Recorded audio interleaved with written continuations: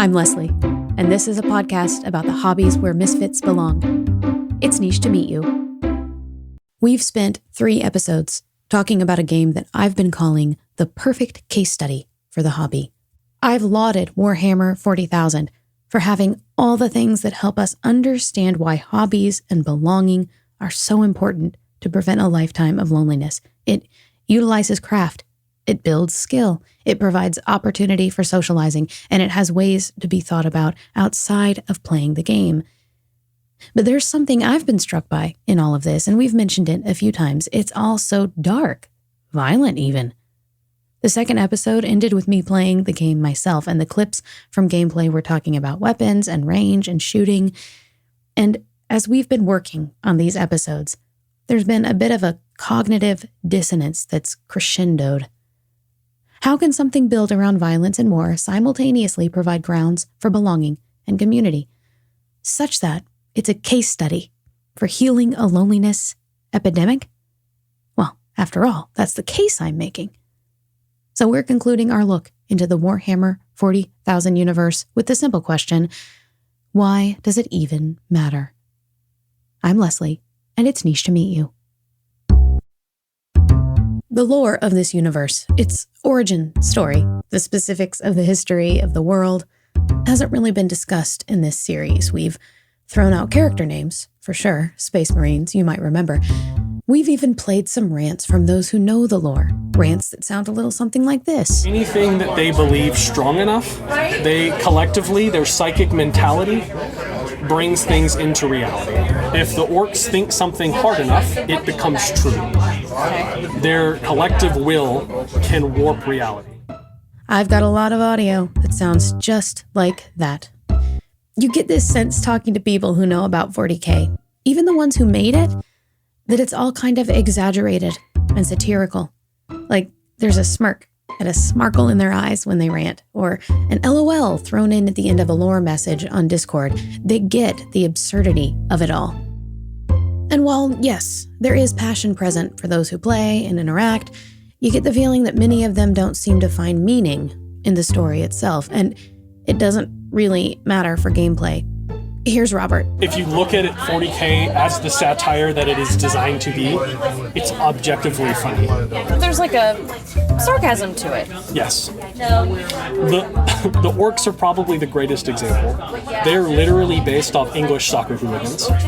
They have a Cockney accent, and they use ridiculous words, and they're designed to basically be very violent 14-year-olds. But they're a parody of themselves. But people really love them because they're ridiculous. So it's sci-fi, it's grimdark, it's super serious, and if we'd met an orc in real life from the 40K universe, it would murder all of us. But in the context of it being a game, it's funny to imagine him talking funny and just wanting to crump heads. Crump heads, that's a very common phrase. Sure, it's silly. A lot of hobbies are, but the literal satire in the Warhammer universe plays an important role. It matters that the thing is silly. It points out absurdity in our own reality by exaggerating it. Now, speaking of silly satire, let's talk about the Barbie movie. There's a moment when Ruth Handler tells her creation, Barbie, that things like patriarchy and Barbie herself are made up, constructed, to deal with how difficult life is. See, we don't necessarily make things up because we want to escape from reality, though that is an option. We create things like Warhammer to find meaning in reality, to make sense of it, because life is truly absurd, is it not? Fitness professional Ariana Scalfo has played 40K for years. She and her boyfriend Alex Viata run a renowned fitness company. It's called Complete Human Performance, and they're the leaders of a fitness movement called hybrid exercise. It combines strength and endurance in fitness programming. They essentially train people like Space Marines. They even developed a Space Marine program recently. Ariana sees 40K players applying the exaggerated nature of the Warhammer universe to their own lives as a comparison tool, even a motivator. You can't even belittle things like "for the Emperor" or these like little battle cries or things that the Space Marines say that help them focus. I've heard people say them jokingly, but also not jokingly, to help them focus on a goal or to help them realize that they're the only person holding themselves back from that goal, or to stop making an excuse. Because at their core, they are battle cries. And I think a lot of us, we kind of need one sometimes. And also it's good to know that there's a world out there that's so awful that you would never want to be a part of it. It really makes our world seem a lot better. So these hammerheads are making and getting meaning from the silliness. And I want to explore that further. But to do that, we need to talk about hope. Or rather, the absence of it. There's a question I've asked of every single person I interviewed for this series because the responses are both similar and then completely unique. It's the thing I've been teasing out this whole series on Warhammer 40,000. It's the question of hope. Each time I ask someone familiar with the universe about this concept of there being no hope, they'd offer a slightly different response, maybe with a tiny little grin on their face. Robert would often say this: in the grim darkness of the far future, there is only war. Yeah. And this is a motto of sorts for the universe. In the grim darkness of the far future, there is only war. So I asked Rick Priestley about this exact thing, and here's what he had to say. The universe is built on the fact that there's no hope? Is that true? I kind of took that angle when I started as a keynote for it, and it gave it a dark, somber kind of quality, which was very much in contrast to a lot of contemporary science fiction.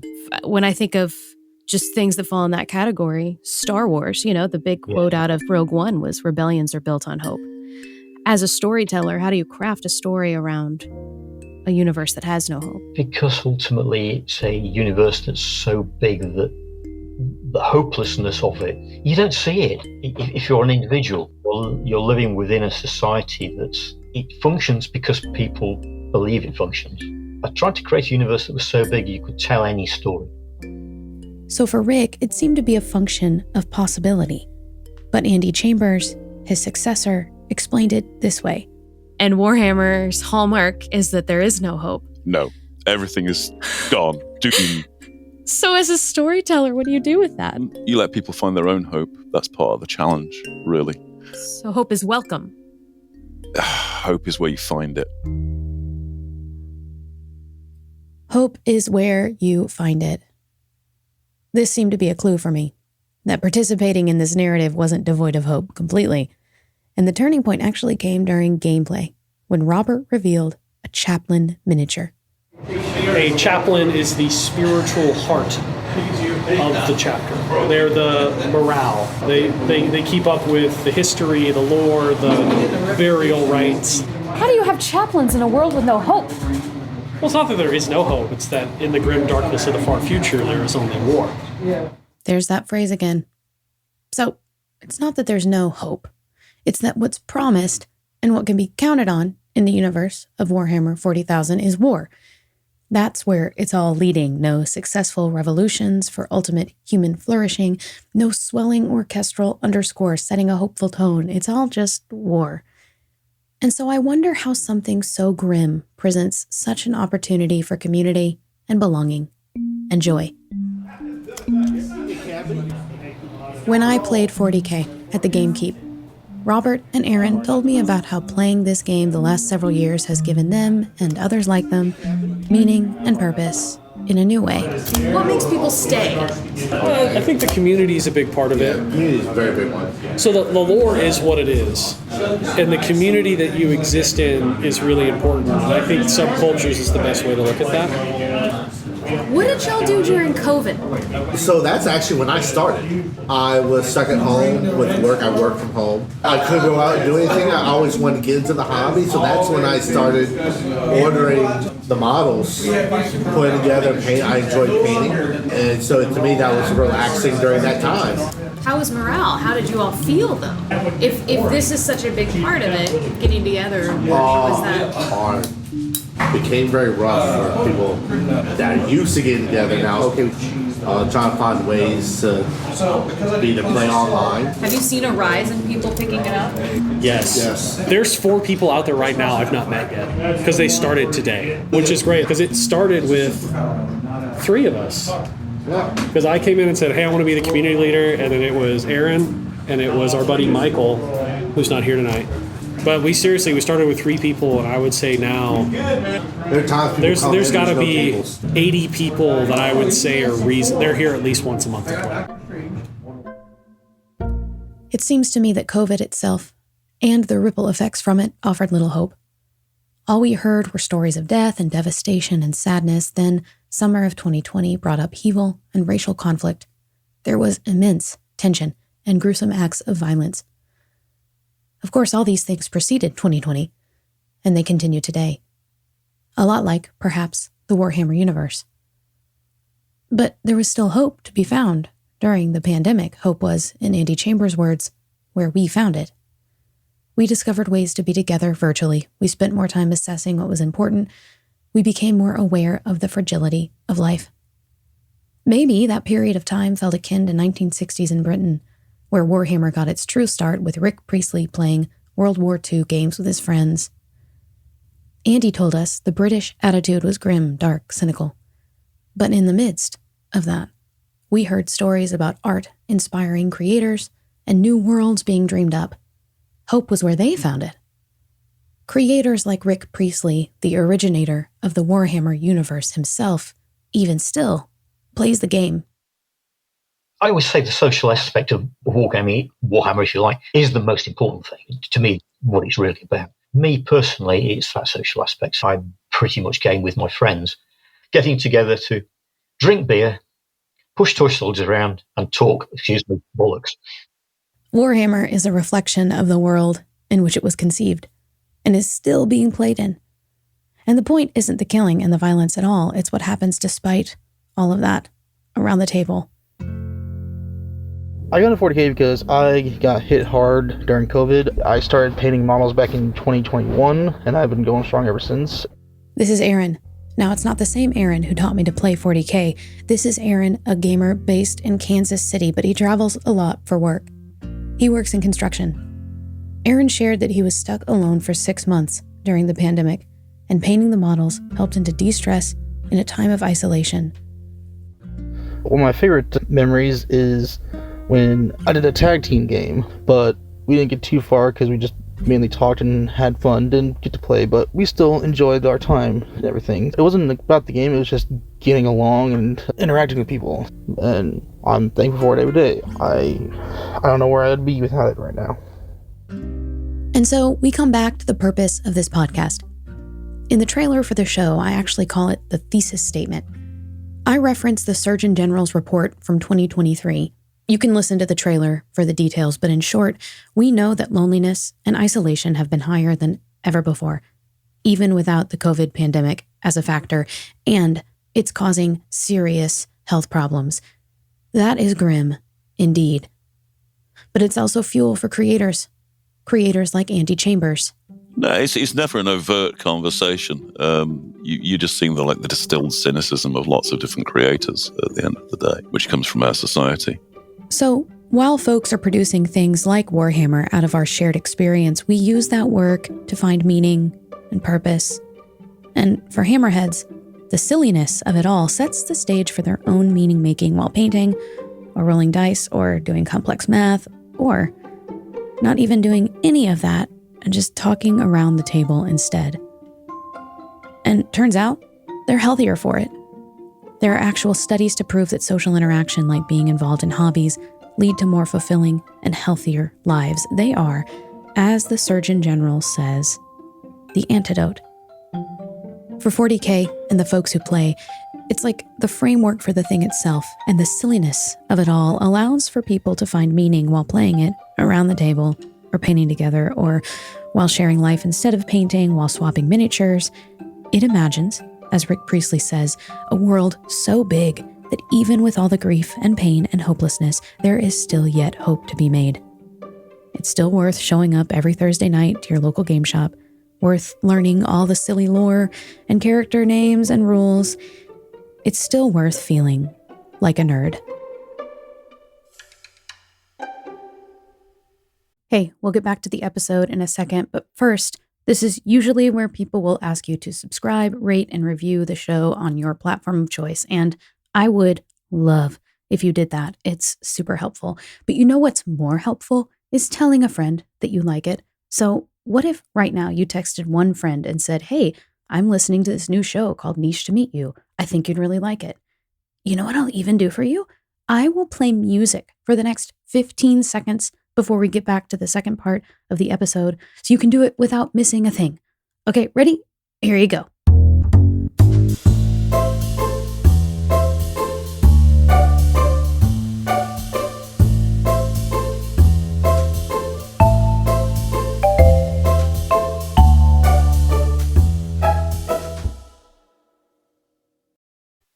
So what's next for Warhammer 40,000?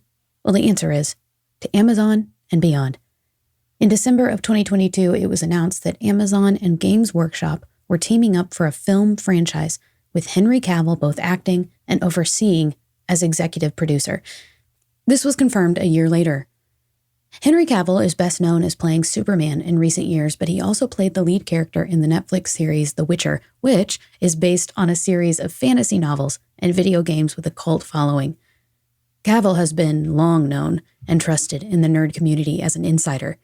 He's played 40K and other nerddom family games for years, and he's known to talk about it in interviews, like this moment on the Graham Norton Show. But you paint, is it World of Warcraft? Warhammer. Warhammer, I'm a fool. What? So you paint by hand? Yes, yeah. Does everyone do that, or can you buy them already no, painted? you have to paint them, but it's just how much effort you put into it. And you put a lot of effort. There's the painting, modelling side of the hobby, and then there's the gaming side of the hobby. Okay. And when you paint them, what do you do with them then, Henry? Then you put them together in little armies and you fight against someone else's army. It is fun. Oh, I mean, very it sounds fun. ridiculous, but it is fun. Yeah, no, toys, very good fun. Do you invite people over? Yeah. Yeah, okay. Can I come over and play? You can. Absolutely. It sounds amazing. That's Tom Holland at the end, trying to get in on Warhammer play with Henry Cavill. Every Warhammer follower I've met has this, nervous excitement about the team-up. Josh and Marcus started giggling when I asked about it.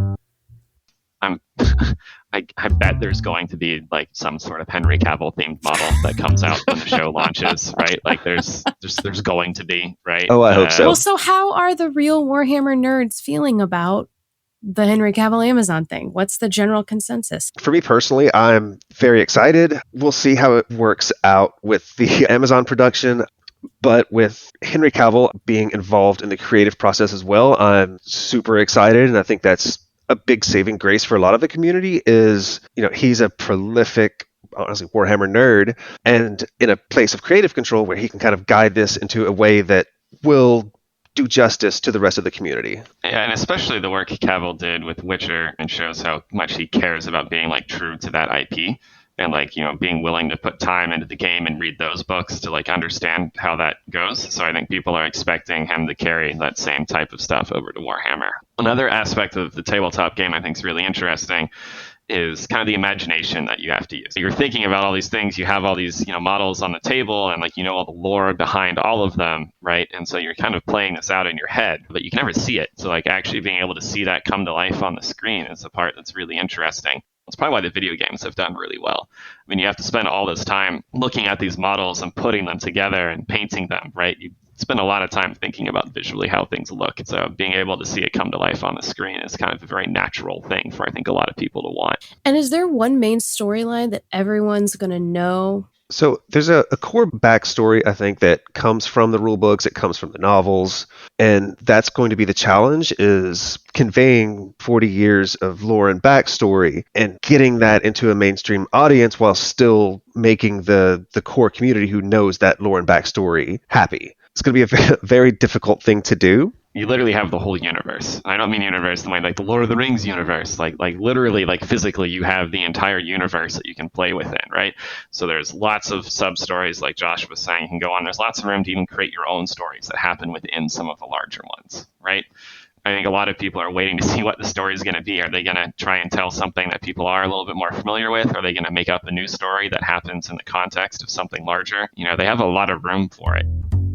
And Andy Chambers has hesitations, but ironically, he's hopeful. I like Henry Cavill a lot. I want to preface anything I say by saying that is because he seems like a genuinely nice guy. And apparently a genuine nerd, a genuine hobbyist, and all the rest of it, which more power to him. I love him for that.